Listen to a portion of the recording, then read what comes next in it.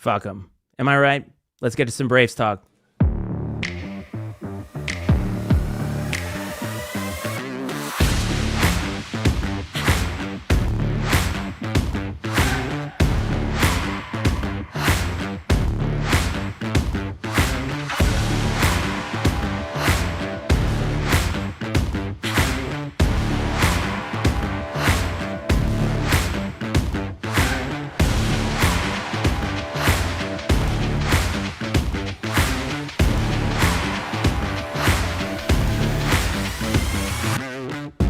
Arch Madness is here. Best time of the year. The stakes could not be any higher, and that means you are here. Welcome to Braves Talk. It is the Iceman Matt Freites, the coach Brad Powell, the OG Rick Powell, and we got a special guest, BU Dave. Welcome, gentlemen. How you doing, Brad? Iceman, doing well. Glad to be here. Pumped about Arch Madness. Pumped about Dave being here to join us. And obviously, as always, the ever so eloquent OG in the house to drop some wisdom on us. Looking forward to it. I think everybody's excited, right? We got, this is like Christmas, right? It's Arch Madness Eve, Christmas Eve, whatever. We're super pumped about it. Dad, how you feeling about the Braves? Book them all except for Bradley. That was not as good as your not as your good. last Not as good. You're forcing it now. Yeah. You just got to be natural with it, just like I did at the top of the show. Fuck everybody but Bradley. Just go ahead and say it. Be out there. I said Fook. Yeah, Why would you say that? Yeah, why would you say that? Right. We're off to a hot start here. Anyhow, so while the OG tries to keep this PG, we are going to move on to somebody who is decidedly not PG, and that is Bradley Degenerate, Bradley Superfan, Bradley whatever, BU Dave. Dave, thank you for coming on here. Last year, you wrote us a manifesto at the end of the year, waxing nostalgic, showing love for that Bradley team, and you're here now to do the same thing and tell everybody why we are going to win. So how you doing, bud? Yes, I'm doing great. Luckily for you and for all of these people, I'm not going to bore you with my player breakdown, individual basis, statistic by statistic, and all their personal, information and all that. But yeah, just I'm throw excited away to the be show here, notes now, excited to be fellas. here. So. Yeah, it's over. It's over. It is over. Absolutely over. So, Dave, you're going to come on here talk about Arch Madness. We're going to talk about the postseason awards. But, Brad, you do have something a little bit new and fun for us a little bit later on, which we'll tease. So stick around until the end as we do maybe a little mascot talk. Tease that a little bit. So, Dave, first things first, you're obviously a huge Bradley fan, as we just mentioned. And Brad and I and Rick kind of want to know, like, what's your journey been like to get to where you are with your Bradley fandom? Yeah, sure. So I moved to Peoria, Illinois, or moved back to. I was born here, but came back in 2001 as a kid.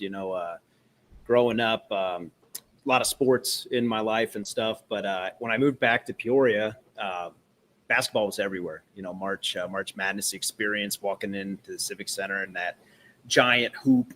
Gus Smacker going on, shutting down the city of Peoria.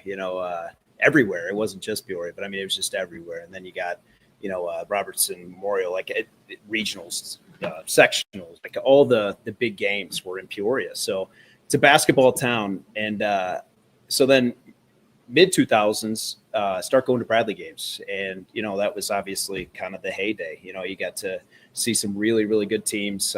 It's been said 1,000 times on here about, the 2016 being very special. And obviously, it was a big part of why I became a fan at that age.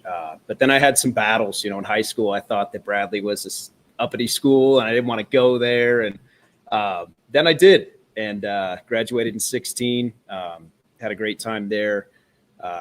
Just kind of where it is now. My family's been involved for a long time now, a couple decades.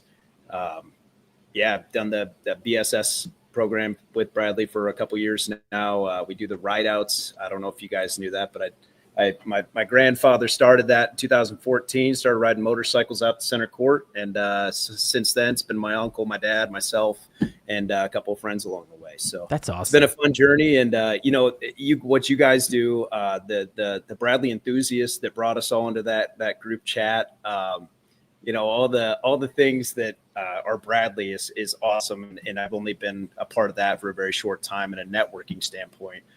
But shout outs to the people that kind of brought me into that circle with Matt Russ, great dude, Ted Connolly. I didn't know people cared about Bradley basketball like I do until I met those guys. So That's a great hook for this show, that group. I didn't know people cared that much. And I think that's why we're here. We are by the fans for the fans, and you were definitely one of those fans. So, well, I know I'm happy to be here. But, Brad, what do you got for Dave? It's funny you brought up when they had the March Madness experience at the Civic Center. I remember going to that as a kid, right? It was like the only place that a short, chubby white kid could dunk, because they had like the 5 rim or whatever it was, and like Yeah.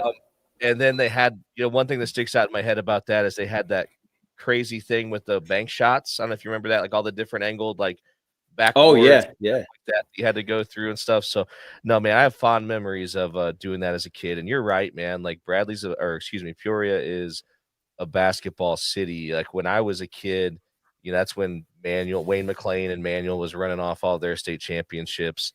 And then, my dad introduced me to Bradley in the early 90s. So I was there through the Coach Mo days and, when Anthony Parker was there and everything else. And then, obviously that was on the heels of Hersey Hawkins and the great teams they had in the 80s. It's so funny because like people your age, you guys came up with the 2006 Sweet 16 team. And then my dad tells stories about watching Coach Stoll's teams, back in the 70s and, some of those teams. So it's great to see kind of that contrast of, because there's been a lot of great Bradley basketball over the years, and just now there have been some dark days. There's no doubt about that. We've all lived through some of the more recent dark days, but it's just funny to see kind of where everyone's fandom sort of like ignited and took off. And so it's great to hear that side of it for sure. And yeah, I kind of put 2 and 2 together over time that you were involved with maybe Walters Brothers and all of the stuff that was happening with the write-ins and stuff like that with Kaboom. So that's really awesome.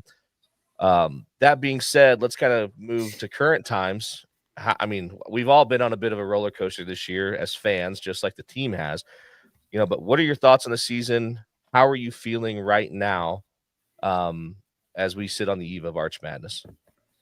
Yeah, so I did a little bit of deep diving on statistics and stuff, and I mean it's been mentioned thousands of times. I think that we're still the number 1 3-point field goal percentage team in the nation, so that's something to hang the hat on. Maybe we should shoot more threes right off the bat. If we're number 1 in the country, that's amazing. I never saw that being in the cards. There was another stat that was number 6, and I think it was like efficiency field goal percentage. So I have no idea what that means, but that's pretty cool. Number 6 is good. Sounds good. Number 20 in blocks in the nation. Number 34 in free throw shooting percentage. If you told me that like 2 or 3 years ago, we didn't have great free throw shooting. With blocks and steals, defense has always been Wardle's thing. So, I mean, I definitely think that that this season is reflected that we have good defense, but we also have the number 1 scoring offense. And I think it's Brian Wardle's history. If it's not right, I just said it was. So it's feel like that's that's what I think it's yeah. Well, okay, good. So now that I'm in that groove, number 1 all time, Bradley, actually they get his top 24 in their scoring average per game. So that is pretty cool. And then number 1 in Wardle's history too. So this season though, in a whole, I mean, just 24-7. If you told me that at the beginning of the year, I'd be excited, super pumped up. I couldn't be mad at that. So as a whole, overall, great moments. Duke Dean hitting the 3 at UIC, down 8 with 1:50 to go. And we win the game. I never saw that coming. Beating Indiana State by like 50 something, there was definitely great moments, definitely some sour ones too, but I mean, just overall, great season. Individually, you didn't have the superstar, all season long by any means, but you did have definitely some moments from everybody, that chipped in to make this team 24-7. So. And I think that's a great thing because this team can beat you different ways. If you shut one guy down, that doesn't negate our ability to beat you. And nobody has enough guys to shut all our guys down if they're playing well, which what gives me a lot of hope heading into the postseason here. And you mentioned, I know you kind of gone on the road with the Braves a little bit this year at times, to a few road games. What have those experiences been like? Is there anywhere you've really enjoyed going and maybe some other places that weren't so pleasant? So I only went to 2 away games this year. First one was Nashville, went to Belmont. from what I remember, that game was fantastic. We won by. I was gonna Man, ask. it's like it was fun. It was a great time. There's no booze sold on campus down there, so definitely hit the streets before you go. But we had a great time down there. Nashville, obviously, a great atmosphere. But yeah, beat Belmont by considerable amount. I think it was like 8 or 9 or 10, somewhere in that ballpark. I bet on that game, actually. Don't tell anybody about that. You're not supposed to bet on your team. But anyways, then went to Des Moines, and obviously we all know what happened there. Picked up the legendary Matt Russ, the tough guy himself. Brought some muscle with me. Took care of business. The whole crowd out there. We had a great showing of Bradley fans there. The place was electric. Demarion Birch all-time dunk. I mean, geez, dude, cocked back and threw down on the entire city of Des Moines. But just overall, great experiences on the road this year. Can't complain. Did you get kicked out of anywhere? No, actually, I would say closest at Des Moines. Nashville, they left me alone. I was licking my wounds. We were there for like 2 days before. So if you'd have put a bed down, I'd have slept on it right there. I mean, Nashville's awesome. no stranger to drunken debauchery. Though. Man, they're pretty used to that. Yeah. No, I think they knew what they were getting by flying us down there 2 days ahead of time. That was a treat. But Des Moines, the student section, we were right next to it. We were right next to the band, right next to the student section. The half of the student section was wild, but that was the half that I wasn't near. So we didn't get to interact with them much until it was too late. And then I realized those were the guys to chirp at, but it was too little too late. So season's not over, Dave. You still got plenty of time. Yeah, those students will be down there. Yeah. There'll be other people. They had 6,000 at that NAP center. So, yeah, here we go. Right. Wheels are falling off, please. Listen, Bradley, win Arch so that we can see Dave at the NCAA tournament, because that would just be outstanding content. Oh, yes. Absolutely. It would. Yes. Dad, you got any questions for Dave about the season and his experiences? I don't know. Do you think we have a Jekyll and Hyde? What do you want to call it? Personality, sort of. I mean, I look at the Murray State at home. Go out and lay an egg for the first 5-6 minutes. Get down 14-0, come back, take a lead, then a small lead, and then kind of the same thing. Get down double digits again and just come roaring back. But I think that's kind of the makeup of our team. I mean, we kind of like sometimes we'll lay back. It's like a mindset that we got this. And then they come back and they do what they have to do to win. In most cases. I mean, there was a point in time I was wondering. I mean, there was a time early in the Valley season that I even made comments, on the chat, that there's not a first, second, or third team player on that team. One of the most absurd things you've ever said, by the way. Well, I mean, the way they were playing is seriously. In the way they were playing, though, I mean, they weren't throwing up numbers, or even to the eye test, wasn't looking like even a third team player. Some of them. So, I mean, and hey, kudos to Duke and Jaquan, Zeke, and Hannah, and I think CD got robbed on the defensive team. Someone ain't looking at something in that case. Well, and we'll get to that stuff in a minute, but before we move too far along, Dave, got to know, what are your plans for this weekend for Arch Madness? Are you I'm assuming, I think you've mentioned you're heading down that way in the chat. What's on tap for BU Dave and St. Louis? So, you talked about drunken debauchery in Nashville. St. Louis is going to get round 2 this year. Okay. Round 2 of BU Dave is going to be a hot one. I've never actually experienced all the full totality of the weekend. So heading down Thursday, going to catch the UIC and Valpo game there. So after that, we've developed a couple of buddies. Ted also is going to be here. We're going to drive down. Ted has developed this relationship with the buddy from UIC. So we're hang out with those guys a little bit there, cheer them on, and then cheer them on again. Maybe they could take one from you and I and then come get dusted. Braves. So I wanted to comment real quick. You said Jekyll and Hyde, Rick. I think they're really hot at times. I think they win when it matters the most. You know, that senior day against Yep. UNI, they wanted to win that Yep. game. Yep. UNI didn't have as much, you know, on the, you know, maybe on the plate there as far as a need. But you know, we took it. We took it from them. You know, anytime that we've absolutely needed something, we've got it. I think that that last episode of what Bradley's version of the Hard Knocks, if you will, you know, you saw that Cade Hardkey comment, that locker room talk that we can't, or we're going to win every possession, every 20-minute half. He started with 20-minute half. We're going to win every 20-minute half. We're going to win every possession. We have to win every possession. He knows how much it means. The team knows how much it means. You got a group of seniors that, you know, as far as my recent recollection, I can't remember having 3,000 point scores. You know, this is a team that's well, you know, well traveled, and it's got some good experience. So I'm looking forward to it. I think. Yep. I mean, you know, it's easy for me to say this, and I'm cocky as all get out when it comes to this, but we're the team to beat, right? Like I truly feel that, though. I really do. Yeah, I really do. We're the hottest team coming in. Last 6 out of 7. Yeah, I think there's a lot of people that's got the team to beat is Drake, and you know they're a very good team. Yeah, but I mean, they're starting to feel it. You can see it the way they've played lately. Yeah, you can see it on their fans on Twitter's, you know, posts. I mean, they're on there all day talking about what do we have to do to get the at large? Because they don't anticipate it. I know it's hard. Like it's tough to win this tournament.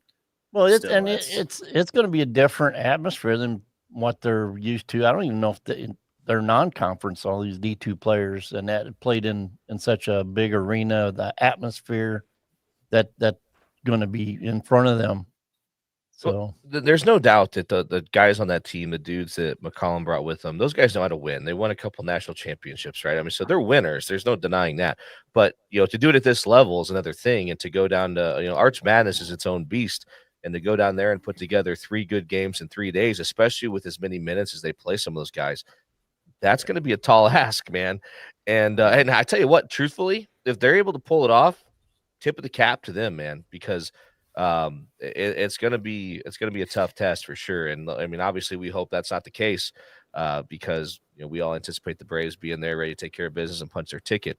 And as we were talking about kind of the Jekyll and Hyde thing, I was thinking, I feel like Bradley plays their best basketball sometimes when their back's against the wall and when they're facing adversity. And it's almost like they can't quite get themselves up to play unless there's some adversity to overcome.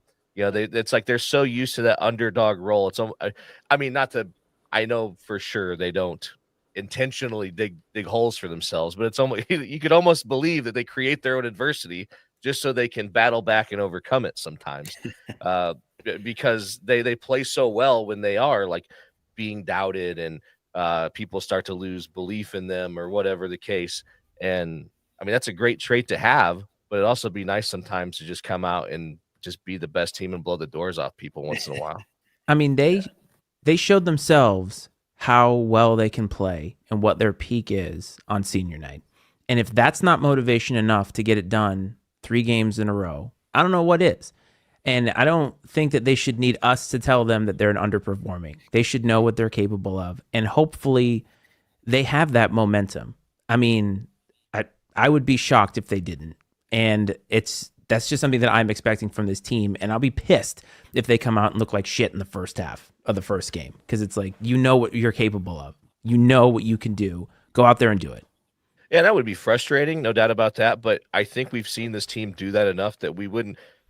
If we're within 10 at halftime, I'm not sweating anything. Like I've been like that in every game this season. Like just like be within 10 at halftime, I feel pretty good about it. And I mean, sure, maybe it hasn't always worked out that way, but I think that we get better. Like, you know, the deeper the water, as in the longer the game goes, the longer the season goes. Like I feel like we get better in those situations. And you know, if we can take these teams deep water, I feel really good about our chances. Go ahead. It goes back to the UIC game because a lot of times, you know, how far down are you and what time on the clock are you at? And go back to the UIC at UIC. What were we down like 8? Down 8 with maybe the double 50. dish. Yeah. With like 8 minutes to go and come back and What'd fight you say? enough to What'd you win. say, Dave? Eight with a minute 50. It was a minute 50. Yeah. Yeah, there I you went go. back and looked today. Yeah. I mean, that was almost a turn off the TV moment. It's Yeah. like, and not that I didn't believe. It's just, you dig yourself a Well- hole like that. But I mean, Duke Dean's Well, Duke let's go Dean. back. I mean, we can go back further yet, beyond members of this particular team, and you go back to the first tournament win by Bradley against Northern Iowa. We were down 18 18 20 and a half. points Yeah. with like 10, 18 11 and a half. minutes Mhm. left, and won it by 4 or 5. That was my Definitely first ever Arch Madness game, by the way. That was the first one I ever went to. Is that Sunday UNI Panther game? So that was a good meaningful. one to be at. That's Yeah, where yeah. that's where Luckman Lundy. 4 point Yep. per game average Lukeman Lundy became a legend. Between Yeah. him and D'Lo, Crossed they AJ took over Green that up game. like 10 times. Yeah. Which let's be honest, wasn't hard to do. The guy didn't play. Well, that very was like good Green's freshman year, yeah. something like that. So I mean, he was a great. Green was a great player, but you didn't play a lick of defense. But it's also Yeah. fun to see somebody just tear him up, though, at the same time. But speaking of chips on the shoulder and adversity, let's talk about the conference awards. Obviously Duke Dean found himself on the first team, which I don't think is a surprise to anyone. So he only got 1 point or 1 vote. he only got 1 vote for That's player of the First year. overall. Yeah. No, well, yeah, that's player of the year, but Yeah. still, I mean, that can be a chip enough because I think I put in the chat. I mean, 1 vote is almost as disrespectful as no votes. And so to move on through the awards, we Darius Hannah gets second team honors and makes the all defensive team. Zeke Montgomery made the third team, followed by Jaquan Johnson made all freshman team and all bench team, and then of course Connor Dillon with the third team all academic honors. I think that there are a few omissions there that Bradley fans have noticed, and I'll pass the torch to whoever, Dad, Dave, whichever one of you wants to jump in and talk a little bit about maybe some of the snubs that occurred here. I'd love to hear it. We really missed an opportunity for Rick to react to this live. We really did. Go ahead, Dave. Everybody's been talking, obviously, CD. CD is the defensive leader for this team. He was filling in the shoes of Malavai, and obviously those are impossible shoes to fill, but that was the expectation at the beginning of the year. I think that he did a fantastic job all year. And, I don't understand how they pick and choose these. I leaving Jaquan off of there was almost a little bit more of an insult to me. I went back and looked at KenPom. He was number 11 rated player in steals per minute played in the nation. Number 11 in the nation in steals per minute played. So, should he have played more and maybe he could have got onto that team? I don't know, but that kid is a menace. I mean, he's an absolute, menace. He traps everybody every time that they bring the ball down. He's one-on-one. There's no guarantee they're getting past the 3-point line on a drive. He's poking that thing out every time. So, but Christian Davis, like I said, defensive leader, he got snubbed for sure. 100%. Yep. Absolutely agree. I mean, I think he's leading the team in rebounding. He's always one of the highest rebounders game in, game out, it seems like. So that, and shutting down the other team's best player. Yeah, for the most part. I don't have the numbers, and maybe off the top of your head, David. He's held Sturts to what, like single digits, I think, in both games. Right? Yeah.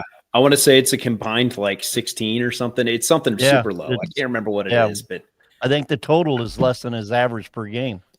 Yeah. Both games combined. Is that funny? Like, I feel like Wardle teams are so good at shutting down the other team's best player, then we always get crushed by like someone who is like has not had any production all season. It like never fails to happen. The dude from Belmont, Lundman or whatever. Lundblade. Yeah, Lundblade, and then Doughty from ISU. Yeah, but the Italian guy from last week. Yeah, that you couldn't remember his name. Yeah. The Italian guy. Yeah, absolutely. It's do you think there's we're looking a little bit forward here, but a defensive player of the year and Jaquan's future here in the league? I don't know. I think you don't know. Okay. I mean, because That's a bold take. being a menace. Fire take. Yeah, Well, always. No, really, I mean, there's a lot more than just stealing the ball from somebody as being a defensive player. You know, I mean, I absolutely have heartburn that he should have been or was not on the all defensive team. But I mean, there's other things. You know, it's yet to be determined Sure. with him. I mean, I'm hoping And, obviously he would. I mean, it would be a tough matchup for him against some of like the bigger guards we've seen in the league at times. I think, but there's no doubt. I mean, there's no questioning his toughness and his tenacity. Yeah, The dude's not afraid to go at anybody, and that's one of my favorite things about him. I think that's something that everyone loves about him. Yep. Is the dude's just a gamer and he's ready to go. And so that's exciting. Any final thoughts on the awards before we jump into Arch Madness and what's going to happen this weekend? Whoever voted perfect. Duke Johnson or Duke Dean and Coach Wardle there, just keep it up. You know, I believe That's right. Yeah. I believe in you. Keep it up. Absolutely. yeah. All right, so Arch Madness is upon us, and the Braves secured the 2 seed, and they will get the winner of Evansville and Murray State, which I think is about 6:30 tomorrow night. That game will take place somewhere around there, 6:30. How do you feel, Dave? I'll turn over to you. How do you feel about their path? That's laid out in front of them this weekend. Obviously, you got to take it one game at a time, but fans, it's our job to look forward and make predictions and guesses, as things go along here. So how you feeling about the Braves and how things are looking for them here at Arch Madness? Don't care. Those guys are in the way. Get out of the way. Doesn't matter. That's the right mentality. That's what I'm talking about. In all seriousness, you got to play somebody, right? So, the first matchup, Evansville or State, we were up 18 against Evansville at their place at halftime. Obviously let them back into the game towards the end. Murray State's played us tough. I really hated that game at home. It is what it is, though. We got to play somebody. I'd rather play Evansville at that point. But this time of year, everything's changing. The games, it's all one game now at this point. So it's a new season for everybody. The teams that didn't quite, make their expectations due to injuries or whatever the case, they want to make a statement down here. So, I don't want to play anybody, but at the same time, we're the team to beat. So that's how. No, and you're right. That's the one thing about, the conference tournament is it's like you could have a dog shit season, but like you just got to if you can go put 3-4 games together in a weekend, you could punch your ticket. And having that carrot that's dangled out there and that opportunity, you're going to get everybody's best shot. I mean, the only times I think that we've really gotten I shouldn't say the only times, but sometimes, you got a lame duck coach that's going to get fired hours after the game's over. You kind of maybe get an uninspired performance out of a team here or there. Last a few minutes though. What's that? That, inspiration, the emotional part about that for a team, knowing they're going to lose their coach, that emotion, No, I don't mean no. You're taking it the wrong way. I don't mean it in a positive way. I mean, like you see sometimes where everybody knows the coach is done. Like maybe the locker room's probably falling apart, and they go out in the tournament and they just lay an egg in it. You know what I mean? Like I'm not saying they play inspired. No. Well, sometimes they do, but that's short lived. Yeah, that was last year. Long Beach State. Don't forget, they fired their coach before the conference tournament made it to the dance. That's a good point. Maybe that assistant coach was a much better coach. No, the head coach stayed. That's the thing. The head coach stayed until they lost their game, and then they fired him. That was wild. But my take is there isn't a team that we haven't beaten in the Valley. Okay. So we can beat them all. Thank you for that. Yes, remember last week we convinced ourselves we didn't want to play anybody, so we're right back full circle where we are today. We don't want to play anybody, but as Dave said, you've got to play somebody. If you want to be the best, you got to beat the best. All right, so I think we can all agree that it doesn't matter. You got to beat whoever's in front of you, and I think that's the mentality the team's going to have. And you're right, Dave. Whoever it is, it's going to be a bad day for them. And we're going to ruin 3 fan bases weekends over the next few days. And that's one of my favorite things about being a fan, honestly. Like I like winning the game. I like seeing our team succeed. but knowing that you've just completely destroyed another fan base is absolutely wonderful. Like I take a lot of joy in it, truthfully. It's one of my favorite things about being a fan, and especially a Bradley fan, and the Valley community as fans is kind of a tight knit group. Everybody's going back and forth at each other on X and crap like that. And so, I mean, I would not be too upset about seeing Drake fans just having a total meltdown, come Sunday night. I expect video footage from whoever is going to be there because I want to see that. All right, so moving on from Arch Madness, I think we've put that to bed. So hold up, Brad. I do want to for it. ask Dave. So, what's the over under on beers per game at Arch Madness for you? Tall boys or little guys? Whatever you want, whatever your unit of measure is. Per game? Sure. There's 4 games on Friday. Okay. So I'm thinking You're in it for the long haul. I would pace yourself. I would think 5 per game. I think that's a good Ooh. pace. Hello. Are you talking now? What unit of measure are we working with? You talking tall boys or like the standard Tallest boys you can find, Brad. 5? Okay. Jesus. Tallest boys you can find. I don't know that they sell the small ones down there. No, I don't think they do. And they're not they just know you're the tall coming. boys. They're like the ones they sell at Carver now. What are they, like a 23 ouncer or something like that? They're big. Yeah. I like where I your don't, head's I at, don't do Dave. much. I don't do much reading on the cans. Well, it sounds like it's going to You be a have- blast, Dave. So just be careful. That's all we ask. And obviously, if you meet people who be have, completely reckless. Seriously, Yes. don't be careful. I mean, I've like I said, I've never done the entire weekend, but I've been down there for Friday night, Saturday night, and Sunday day before, and if I've made some horrible memories that I forgot immediately. Not my proudest moments. I'll say that. Yeah. Hey, we just we all reminisced have about them our last night, moments. actually. So, which is the best, by the way. It's the best when you can reminisce about the times you barely remember who somebody says, hey, do you remember when you did that? Nope, but I do now.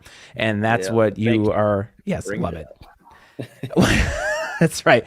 All right. So, Brad, you were trying to get to something that we're doing new here. I think we all feel very confident about the Braves going into Arch. I don't think we need to actually talk about the path, get down into the nitty gritty, because they're just going to win 3 games, bump, bump, bump. And we are going to be talking about an NCAA tournament bid. Everybody agrees in the chat. I know you agree. So let's talk about something ridiculous. And Brad, this was your brainchild. So please introduce your new fun idea to everybody. Oh, is it Rick's? He chose out of the options. So what we're going to do, I'm going to lay this out there. What we're doing is Arch Madness, the Arch Madness bracket, but it's mascot cage fight edition. Okay. So, the 2 mascots in a cage, you can only win by way of knockout, submission, or death, possibly, if that happens. And so we're going to go through this, but the other options for this segment were mascot one-on-one, head coaches one-on-one, or head coaches cage fight edition. We ended up settling on the mascot. Maybe the head, we'll save the head coaches one for another day. I think that would be entertaining to talk about some of that, but we're going to go through the bracket. We're going to go through the Thursday games, talk about the mascots, figure out who everyone thinks would win each matchup. Maybe we can work our way through the tournament if we move somewhat quickly. Maybe we'll put it as a poll on Twitter. We'll let people vote. We can do that. Yeah. So the first round, we have the 8 seed, the Saluki, takes on the 9 seed, Sycamore Sam, from Indiana State. So we have a dog, and Sycamore is a tree, but the mascot, we don't have visuals. Had I had more time to prepare, maybe we could have thrown up some graphics. It's a wolf-looking creature of some kind. I don't know. I mean, but at the same time, a Saluki's not really intimidating either. So open to anyone's input. Dave, you got anything on the Saluki and Sycamore Sam? How you think that matchup might go? One of my favorite lines in Valley history that I've ever heard is it was at Northern Iowa, I believe, and I heard a fan scream, "What's a Saluki?" And I will never forget it. And Sycamores win. Sycamores take it easy. No, I mean, that tree's going to fall right on that dog. I don't care how big it is. Sycamore It's Sam an all the ugly way. dog. Saluki Did choke. By choke. To be honest. Yeah. So You ever seen the actual mascot? yeah, it's hideous. Yes. Oh, they used to have 2 of them. Well, that's even more terrifying. One was white, one was brown, or something like that. It was Well, they only have one now, apparently. So, are you with Dave on the Sycamore, Sam? Yeah. All right, Iceman, you got an opinion on this matter? I don't. I'm just having a good All time. right, so we keep have doing the Sycamore Sam, bracket. winner by death from tree falling over the Saluki. So that moves us on to the 5-12 matchup. So we have Reggie Redbird against Boomer the Bear of Missouri State. Ooh. Dave, take it away. This is going to be my upset pick. I think I'm going Boomer the Bear. Hell Missouri yeah. State's got to get something there. Got to take them. Don't like Reggie at all. Every time I've seen him, he's been very unimpressive. So I'm going to go with the Bear. Yep. I mean, Bear versus Bird. Also, Bears are the biggest threat to BU Dave. If you didn't know, by the way, Bears. Grizzly, black bear, doesn't matter. Chicago. They are the biggest threat to me. In my not. Have you had an encounter? No, it's just the most terrifying animal on earth to me. I don't know why. That's just yeah, I don't know what it is. Bears freak me out, man. Really? I'm not around. That's a hot take. That's the hottest take he's had. I stumbled across a TikTok video today that had like advice. It said, if it's black, fight back. If it's brown, lay down. If it's white, good night. So that sounds just so out of context, so bad. But yeah, that's all you heard. That's bad news. But they say, black bears, you want to get big and be loud. If it's a brown bear, you want to play dead. And then, of course, if it's a polar bear, you're screwed either way. If I'm with somebody, I'm just. Or they said, your only chance of defeating a polar bear is either have a gun, have a vehicle to hide in, or have a friend that's slower than you. Yeah. Well, Brad, you'd be good if you had Rick with you. You'd be fine. Yeah. Unless he gets that cart from last week, then we're really screwed. All right, so that sounds good. I'm in on the bear as well. Me Reggie, too. Fuck Reggie. Thank he's you. out of the conversation. So let's move on to the 7-10 matchup. So we've got Dunker, who is the Murray State mascot. It's a horse. And then Evansville's mascot is named Ace Purple. It's basically like a leprechaun that wears purple. I mean, that's the way I would describe it. I don't know. So stupid. Two very uninspiring mascots, to say the least. Honestly, Ace Purple, he could pass as a jockey, maybe. I don't know if he rides the horse until it collapses. There's a number of strategies that can be implemented in this matchup. I'm sure Dave could maybe let us in on what he thinks is going to happen here. I'm not a huge Evansville guy myself. Who is? I am a big mustache guy. Okay. I gotta go with Ace Purple. I'm going with he inspired me to grow a mustache, actually. Ace Purple. I love that little hint of detail, that little dark mustache underneath his nose is just man, it's enough to he might win this whole thing because of it. I mean, because of the stash exclusively. Yeah, I love it. Yeah, it's just the look in his eyes. He's not intimidating at all. I think it's just like he's got a mischievous kind of look about him. I don't know. Still on the jockey part. Like a bad Mario guy. I don't know. Like Wario or Waluigi or whatever. All right. Yeah, that's what it reminds me of. OG. I think I'm gonna go with Dunker because it's the Dunker that can give the ace a very bad day or make it a good day. I don't know what that means, but I have no idea either. I'm inspired by the mustache story. Honestly, Me too. I always say like the biggest thing about a mustache is you got to respect it. It commands respect. And so I'm gonna bend the knee to Ace Purple and his majestic stash. So moving on to the final first round matchup, we have Sparky, who is God, who the hell is that? That's it's UIC. UIC. It's we have Sparky from UIC, and then we have a tag team here. From Valparaiso, we have Beacon and Blaze, and I believe they're both like dogs or something as like the actual Freebird rules. I don't know. We have a tag team that we got a handicap match here with Beacon and Blaze versus Sparky. Beacon and Blaze. I don't know about the names. The Blaze. I'm not a big fan of. Why not do the Crusaders or something? I don't know. Thank you. Maybe I like that. Beacon and Crusaders. Have them fight it out. with this team, we talked about like the Jekyll and Hyde stuff, and like, are you somebody who do you find yourself trying to stay positive, or do sometimes you get kind of get caught up? And after that, you can answer Kenny's question about your best Matt Russ story.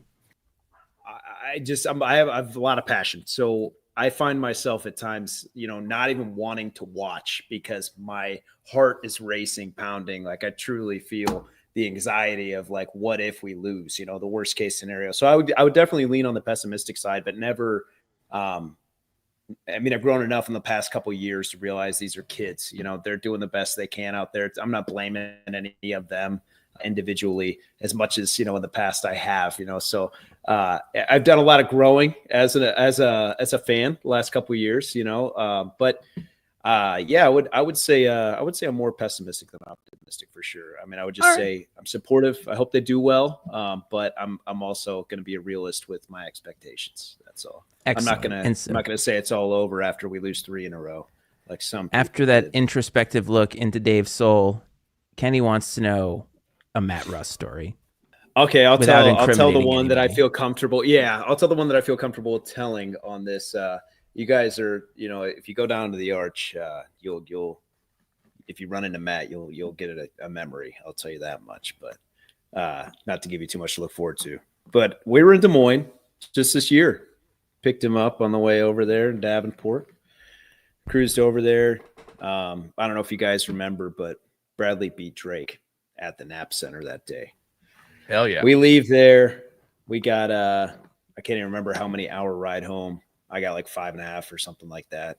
So get in the truck and head back to this other bar. Can't remember what it was called, but it's the local tavern there in Des Moines. And this bartender's talking about how he's from Peoria and he has gone to Drake. So Matt's upset by this. He's talking to the kid and he's kind of chopping it up with him, giving him a hard time. Well, kid goes, I was kind of being a jerk. Here's a beer. And Matt's like, man, that's awesome. He starts drinking this beer. He gets about 3/4 of the way down. And he goes, what is this? And he goes, oh, that's the NIL beer for Drake. And Matt Russ drank that beer up until that point. Okay, that's shameful. That he drank the dog water for a whole half of a beer before he decided that it wasn't tasty anymore. So that's my PG version of my favorite Matt Russ story. Yeah. Did he finish the beer or did he leave it at that point? Nope. He left it at that point. He did leave it at that Love point. that. So I'm proud of him Respect. for that. Yeah. I'm here for that kind of petty too. Definitely got to have that. Yeah, Definitely gotta have it. Absolutely, you do. Absolutely. I would have We spit can't- it all back out in a projectile, fashion. How awesome would it have Just been improve if the moment the bartender said that, Russ would have shoved his finger down his throat and barfed all over the bar. Oh, wow. Well, that's a pretty PG story, but I actually kind of like it. Both pettiness on the bartender and pettiness on Matt Russ. I'm here for all of this. It was well played. Well played. Oh. Both sides. It all gets pissed out in the end anyway. And on that note, we are heading toward the end of the episode. That is perfect. That is a perfect swan song. Brad, do you have anything else that you'd like to get to before we get Dave and the crew out of here? No, nothing relevant. Just super pumped we got to do this. Excited for Arch Madness. Dave, thank you so much, man, for your time and doing this. This was a blast. It's been great getting to know a lot of the fans through that chat, and several people have come up to me at the game. And I think it was mentioned in the chat. I met Matt Russ and his wife on Sunday at the Northern Iowa game, which was wonderful. So that was nice. But thank you again for your time, dude. This was a blast. I hope you have a good time at Arch Madness. I hope you drink many tall boys and just go out there and support the Braves. And hopefully I'll see you Sunday, man, because our plan is to come down Sunday, watch the Braves cut the Nets down. There you go. Hello? Awesome. No, thanks for having me, guys. This was awesome. Great experience. Thanks for thinking of me when you did this, and we'll see you down there. Yeah. Consider absolutely. yourself a friend of the show, and we like to have more people on as we get moving here. So, anyhow, what are you guys doing over there? A little I was air trying to traffic point at the control? OG. I was trying to point at the Yeah, OG because you're you all were trying right. to talk. I had a mute. No, you're all right. Go ahead. Go ahead, Rick. You're on. Parting thoughts. Go be you. I'm Took 'em telling you, all. folks, we you can't get a go. better co-host than the OG Rick Powell.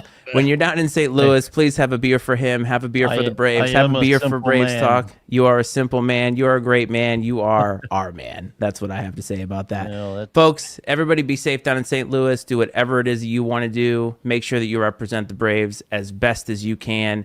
And you know what? Honestly, just have a good time. Go Braves, and we'll see you next time. This is Braves Talk.